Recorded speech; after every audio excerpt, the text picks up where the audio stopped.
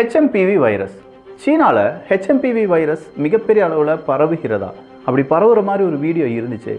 இந்தியாவும் world health ஆர்கனைசேஷனும் என்ன சொல்லியிருக்காங்க? மலேசியாவில் HMPV வைரஸ் இருக்குது அப்படின்னு சொல்லியிருக்காங்க. அங்கே இருக்கக்கூடிய மக்களுக்கு கொஞ்சமாக ஒரு அறிவுறுத்தல் அப்படிங்கிறதும் கொடுக்கப்படுது. அவசரமாக சீனாவினுடைய ஃபாரின் மினிஸ்ட்ரி ஸ்போக்ஸ் பர்சன் ஒரு மெசேஜை உலக நாடுகளுக்கு கொடுத்திருக்கிறார். இவ்வளவு அப்டேட் இந்த HMPV வைரஸை பற்றி வந்திருக்கு. ஸோ நாம் HMPV வைரஸ்னால் என்ன, அதற்கு பயப்படணுமா வேண்டாமா அப்படிங்கிறதெல்லாம் தெளிவாக ஒரு வீடியோவில் பார்த்துருப்போம். அதை பார்க்காத டிபி ட்ரூப்ஸ் தயவு செஞ்சு அதை பார்த்துருங்க. இது அதனுடைய கண்டினியூட்டி தான். அன்பு தமிழஞ்சங்களுக்கு தமிழ் பொக்கிஷத்தின் வணக்கங்கள்.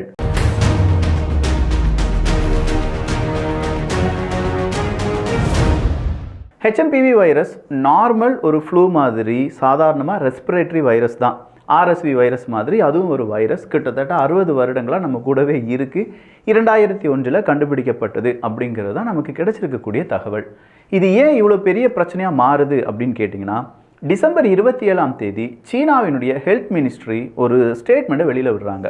நிமோனியா லைக் ஒரு விதமான டிசீஸ் அப்படிங்கிறது எல்லா மக்களிடம் சீனாவிட கொஞ்சம் பேர்கிட்ட வந்துட்டு இருக்கு. அதனால் அதை பற்றியான மேலும் விவரங்களை நாங்கள் சேகரிக்கிறோம். அதனுடைய ஒரிஜின் என்ன அப்படிங்கிறது எங்களுக்கு தெரியலை. ஸோ அதை கண்டுபிடிக்கிறதுக்காக ட்ரை பண்ணுறோம் அப்படிங்கிறது தான். இந்த ஸ்டேட்மெண்ட் தான் சீனாவில் ரெஸ்பிரேட்டரி வைரஸ் ஒன்று ஸ்ப்ரெட் ஆகுது அப்படிங்கிற ஒரு செய்தி வெளியானதுக்கான காரணம். அதன் பிறகு தான் அந்த வைரஸை பற்றியான ஸ்டடி நடந்து முடிஞ்ச உடனே அது HMPV வைரஸ் அப்படிங்கிறத சீனா அறிவிக்கிறாங்க. உடனடியாக எல்லாருக்குமே ஒரு பயம் வருது. எகெயின் ஒரு கொரோனா மாதிரியான சிச்சுவேஷன் வந்துருமோ அப்படிங்கிறது தான். ஸோ HMPV வைரஸ் அப்படிங்கிறது எல்லா வின்டர் சீசன்லேயும் இங்கே ஃப்ளூ மாதிரியான எல்லா சிம்டம்ஸும் பீக்கில் இருக்கும். அதே மாதிரி ஒரு பீக் தான் HMPV வைரஸும் இந்த வின்டர் சீசனில் வருமே தவிர வேறு எதுவுமே கிடையாது அப்படின்னு சொல்லி இன்னைக்கு சீனாவினுடைய ஃபாரின் மினிஸ்ட்ரியினுடைய ஸ்போக்ஸ் பர்சன் சொல்லியிருக்கார். இப்படி சொன்னதுக்கான மெயின் ரீசன் என்ன தெரியுமா? உலக நாடுகளில் இருக்கக்கூடிய சில நாடுகள் சீனாவுக்கு நீங்கள் போகிறீங்களா, கொஞ்சம் பார்த்து இருந்துக்கோங்க, ஏதோ ஒரு வைரஸ் பரவுதான், உங்களுடைய உடல்நிலையை பாதுகாத்துக் கொள்ளுங்கள் அப்படிங்கிறத இன்டைரக்ட் மெசேஜாக அங்கே இருக்கக்கூடிய மக்களுக்கு கொடுக்க ஆரம்பிச்சிட்டாங்க. ஸோ ஒரு விதமான பயம் அப்படிங்கிறது மக்கள் மனதில் வர தொடங்கிருச்சு. ஏன்னா ஆல்ரெடி அவங்க கொரோனாவை பார்த்து ரொம்பவே விரக்தியானவங்க நம்ம எல்லாருமே, இப்போ வாழக்கூடிய மனிதர்கள் எல்லாருமே. இதே மாதிரி தான் கடந்த டிசம்பர் ஜனவரியில் இந்த கொரோனா வைரஸ் வருது, பயப்பட வேண்டாம் அப்படின்னு சொன்னாங்க. மறுபடியும் அது கொரோனா வைரஸாக மாறி இருந்தது. பட் அந்த அளவுக்கு இது சிவியர் இருக்கா அப்படின்னு பார்த்தா சிவியர் இல்லை. மக்கள் பயந்த ஒரு நிலைமையில் இருந்ததுனால இது மறுபடியும் ப்ராப்ளமாக வருமோ அப்படிங்கிற அந்த டென்ஷன் தான் மக்கள் மனதில் இருக்குது. அந்த டென்ஷன் காரணமாக ஒருவேளை சீனாவுக்கு வரக்கூடிய சுற்றுலா பயணிகள், அவங்களுக்கு வரக்கூடிய ட்ரேட், இது ஏதாவது பாதிக்குமோ அப்படின்னு சொல்லி சீனா நினச்சதுனால தான் சீனா என்ன செய்கிறாங்க, அவங்களுடைய ஸ்போக்ஸ் பர்சனை வச்சு ஒரு செய்தி அறிக்கையை வெளியில் விடுறாங்க. இந்த செய்தி அறிக்கையில் அடுத்த ஒரு லைனை நீங்கள் நல்லா கவனிச்சிங்கன்னா சீனாவினுடைய இன்டென்ஷன் என்ன அப்படிங்கிறது உங்களால் புரிஞ்சுக்கிட முடியும். சீனாவில் இருக்கக்கூடிய சீன மக்களாக இருந்தாலும் சரி, இல்லை சீனாவுக்கு வரக்கூடிய ஃபாரினர்ஸாக இருந்தாலும் சரி, அவங்களுடைய ஹெல்த்தில் சீனா எப்போதுமே முதன்மையான சில முக்கிய முடிவுகள் எடுப்பாங்க. ஸோ யாரும் பயப்பட வேண்டாம், நீங்கள் வாங்க, சீனா உங்களை டேக் கேர் பண்ணிக்கிடும் அப்படிங்கிறது. அப்போ இதுலேருந்து சீனாவினுடைய பயம் நமக்கு என்னன்னு புரியுது. யாராவது வெளிநாடுகள்லேருந்து இங்கே வராமல் இருந்துருவாங்களோ அப்படிங்கிறது தான். சரி, அப்போ சீனாவை மையப்படுத்தி வேர்ல்டு ஹெல்த் ஆர்கனைசேஷன் ஏன் இந்தியா போன்ற நாடுகள் என்ன சொல்கிறாங்க? ஏன்னா நம்முடைய அண்டை நாடு. இதே மாதிரி யாராவது நீ கேரளாலேருந்து இங்கே வராங்க, இல்லை கேரளா அங்கே போயிருக்காங்க, ஃபஸ்ட்டு நம்ம அங்கே தானே வந்துச்சு நம்ம ஊரில் அப்படின்னு சொல்லி பார்க்கும்போது இந்த அண்டை நாட்டில் நடக்கக்கூடிய பிரச்சனையால் இந்தியாவுக்கு என்ன பாதிப்பு, அதை இந்தியா எப்படி எதிர்கொள்ளப் போகிறார்கள் அப்படிங்கிற ஒரு கேள்வி நமக்கும் வரலாம். இந்த கேள்வியின் பதிலாக இந்திய அரசாங்கமும் சில முடிவுகளை எடுத்திருக்காங்க. இந்த முடிவுகள் எடுக்கிறதுக்கு முன்னாடி இன்னைக்கு ஒரு மீட்டிங் அப்படிங்கிறது நம்முடைய ஹெல்த் மினிஸ்ட்ரி சார்பாக வைக்கப்பட்டிருக்கிறது.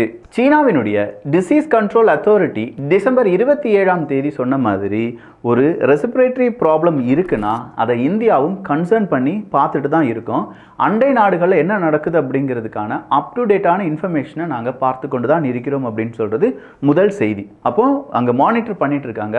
மானிட்டர் பண்ணுறதோடு மட்டும் இல்லாமல் வேர்ல்டு ஹெல்த் ஆர்கனைசேஷனிடம் இந்தியா ஒரு கோரிக்கை வச்சுருக்காங்க. தயவு செஞ்சு இந்த முறையாவது எல்லா டேட்டாவையும் ஒழிவு மறைவின்றி அவங்கள கொடுக்க சொல்லுங்கள். அப்படி டேட்டா வந்தால் மட்டும்தான் இன்க்ரீஸ் ஆகுதா, இல்லை இது நார்மலான ஒரு ரெஸ்பிரேட்டரி ப்ராப்ளம் மட்டும்தானா அப்படிங்கிறத கணக்கு பண்ண முடியும் என்பது தான் இந்தியாவின் சார்பாக வேர்ல்டு ஹெல்த் ஆர்கனைசேஷனில் வைக்கப்பட்டிருக்கக்கூடிய கோரிக்கை. ஸோ வேர்ல்டு ஹெல்த் ஆர்கனைசேஷன் இதை என்ன செஞ்சுருப்பாங்க, கண்டிப்பாக சீனாவுக்கு பாஸ் பண்ணியிருப்பாங்க இந்த மெசேஜை. உங்கள் நாட்டில் ரெஸ்பிரேட்டரி ப்ராப்ளம் நீங்கள் சொன்ன மாதிரி, அவங்களுடைய ஃபாரின் மினிஸ்ட்ரி சொன்ன மாதிரி ரெஸ்பிரேட்டரி ப்ராப்ளம் வின்டர் சீசனில் பீக்காக இருக்குங்கிறது தெரியும். பட் டேட்டாவை தாங்க எத்தனை பேர் பாதிப்படைஞ்சிருக்காங்க, அது ஏதாவது ஸ்ப்ரெட் ஆகுதா, மியூட்டேஷன் ஏதாவது நடக்குதா அப்படிங்கிற டேட்டாவை எங்களுக்கு தந்துருங்கிறத வேர்ல்டு ஹெல்த் ஆர்கனைசேஷன் கொடுத்துருப்பாங்க. ஆனால் இங்கே இருக்கக்கூடிய இன்னொரு கேள்வி இருக்குது. கடந்த 5 வருடங்களாக வேர்ல்டு ஹெல்த் ஆர்கனைசேஷன் இதே சீனாவிடம் கோவிட் ஒரிஜினை பற்றியான டேட்டாவை தாங்கன்னு கேட்டதுக்கு இன்னும் அந்த டேட்டா கிடைக்கல. இந்த கன்சர்ன் இந்தியாவுக்கும் இருக்குது. நீங்கள் கோவிடுக்கு டேட்டாவே வாங்கலை, இப்போ இருக்கக்கூடிய இந்த ஹெச்எம்பிவி வைரஸினுடைய டேட்டா உங்களுக்கு கிடைச்சிருமா? அப்படி கிடைக்கிறதுக்கான வழியை ஏற்பாடு செஞ்சீங்க அப்படிங்கிறது தான். சரி, மறுபடியும் இந்தியாவினுடைய ஒரு மீட்டிங் நடந்துச்சுன்னு சொன்னியே, அதில் எந்தெந்த அதிகாரிகள் பங்கெடுத்தார்கள், என்ன அவங்க பதில் கொடுத்துருக்காங்க அப்படிங்கிறத பார்க்கலாம். ஜாயிண்ட் மானிட்டரிங் குரூப்பினுடைய மீட்டிங் தான். இந்த ஜாயிண்ட் மானிட்டரிங் குரூப் சார்பாக நடத்தப்பட்ட இந்த மீட்டிங்கில் வேர்ல்டு ஹெல்த் ஆர்கனைசேஷனுடைய experts, disaster management cell, integrated disease surveillance programme, national centre for disease control, Indian council of medical research and hospitals, முக்கியமான ஹாஸ்பிட்டல்ஸ் லைக் எய்ம்ஸ்லாம் இருக்குல்ல, இதில் இருக்கக்கூடிய சில மருத்துவர்கள், மருத்துவம் சார்ந்து இருக்கக்கூடிய விஞ்ஞானிகள், இவங்க எல்லாரும் தான் இந்த ஜாயிண்ட் மானிட்டரிங் குரூப்பில் இருக்காங்க. இவங்க தான் இப்போ ஒரு டிஸ்கஷன் நடத்தி முடிச்சிருக்காங்க. அவங்களுடைய அந்த எக்ஸ்பிளனேஷனை பொறுத்த வரைக்கும் ஆன்கோயிங்காக இப்போ இருக்கக்கூடிய இந்த ஃப்ளூ சீசனில் இந்த மாதிரியான ரெஸ்பிரேட்டரி இஷ்யூ கொண்ட ஒரு வைரஸ் வருவது அப்படிங்கிறது ஒரு அன்யூஷுவல் திங் கிடையாது. இது ஒரு யூஷுவல் தான். ஸோ இதற்காக யாரும் பேனிக் ஆக வேண்டாம், இந்தியா மானிட்டர் பண்ணிட்டு இருக்கு அப்படின்னு சொல்ற தகவலை இந்தியாவின் சார்பாக வெளியிட்டிருக்கிறார்கள். ஹெல்த் மினிஸ்ட்ரி இந்தியாவில் ஹெச்எம்பிவி வைரஸ் பாதிப்படைஞ்சவங்க யாராவது இருக்காங்களான்னு கேட்டதுக்கு அது யாருமே கிடையாது. ஈவன் நம்ம மாநிலத்தில், நம்ம இந்தியாவினுடைய ஒரு மாநிலத்தில் இதே மாதிரியான ஒரு சிம்டம் இருக்குது, ஹெச்எம்பிவி தானா அப்படிங்கிறத டெஸ்ட் பண்ணாங்க, அது நெகட்டிவ் தான். ஸோ ஹெச்எம்பிவி அப்படிங்கிறது நம்ம நாட்டில் இல்லை. அதே மாதிரி நம்முடைய அரசாங்கம் சொல்லியிருக்கிறது படி பார்க்க போனால் ஆல்ரெடி இந்த வைரஸ் அப்படிங்கிறது குளோபலாக சர்க்குலேட் ஆகிட்டே தான் இருக்குது. ஈவன் அது இந்தியாவிலும் இருந்திருக்கு அப்படிங்கிறத அவங்க ஒத்துக்கொள்கிறார்கள். டைம்லி அப்டேட்ஸ் அப்படிங்கிறது நம்ம கேட்டிருக்கோம். அந்த டைம்லி அப்டேட்ஸ் நமக்கு கிடைச்சிச்சுன்னா நம்ம நாட்டை நம்ம பாதுகாப்பதற்கு சேஃபாக இருக்கும் அப்படிங்கிறது இந்திய அரசாங்கத்தினுடைய கடைசியாக வேர்ல்டு ஹெல்த் ஆர்கனைசேஷன் கூட வச்சிருக்கக்கூடிய ஒப்பந்தம். சரிப்பா, அப்போ மலேசியா ஏன் அவங்களுடைய நாட்டு பிரஜைகளை கொஞ்சம் சேஃபாக இருந்துக்கோங்க, கையெல்லாம் கழுவிக்கோங்க, ஹைஜீனாக இருங்க அப்படின்னு சொல்லி கேட்டிருக்காங்கன்னா, அங்கே ஹெச்எம்பிவி வைரஸினுடைய எண்ணிக்கை அதிகமாக இருக்குது, பாதிப்படைந்தவர்களுடைய எண்ணிக்கை. கடந்த வருடத்தை விட, அதாவது 2023 விட 2024 கிட்டத்தட்ட 400க்கும் அதிகமான நபர்கள் இந்த ஹெச்எம்பிவி வைரஸால் பாதிப்படைஞ்சிருக்காங்க. இது 44% அதிகம் அப்படின்னு சொல்கிறாங்க.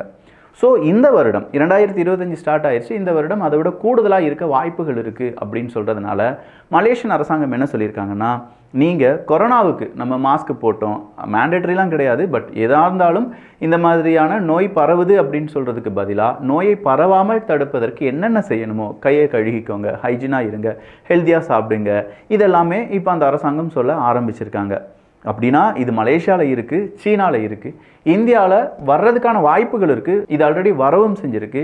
ஆனால் இது பெரிய அளவில் கொரோனா மாதிரியான மியூட்டேஷன்லாம் நடந்து ரொம்ப பெரிய அளவு மக்களுக்கு எச்சரிக்கை கொடுக்கக்கூடிய ஒரு வைரஸான்னு பார்த்தா இல்லை இல்லை இல்லை அப்படிங்கிறது தான் வந்திருக்கக்கூடிய தகவல். இந்தியாவினுடைய national control for disease control NCDCயை பொறுத்த வரைக்கும் ஹெச்எம்பிவி வைரஸ் இல்லவே இல்லை. அதற்காக இந்தியாவில் இருக்கக்கூடிய மருத்துவமனைகள் இதை அஜாக்கிரதையாக கையாள்கிறார்களா என்று கேட்டால் அதுவும் கிடையாது.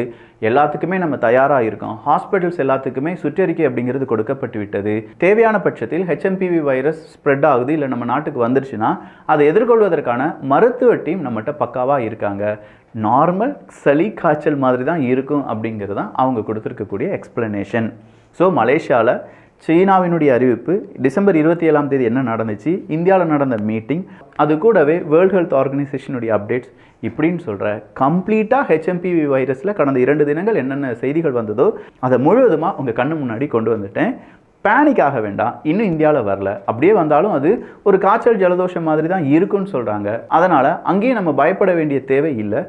எதற்கும் கொஞ்சம் நல்லபடியாக சாப்பிட்டு நல்லா தூங்கி கொஞ்சம் ஹைஜீனை மேம்படுத்தி விட்டோம் என்றால் இதிலிருந்து நம்ம என்ன செஞ்சிடலாம், ஈஸியாக தப்பிச்சு அடுத்த வருஷத்தில் செம என்ஜாய்மெண்ட்டாக இருக்கலாம்.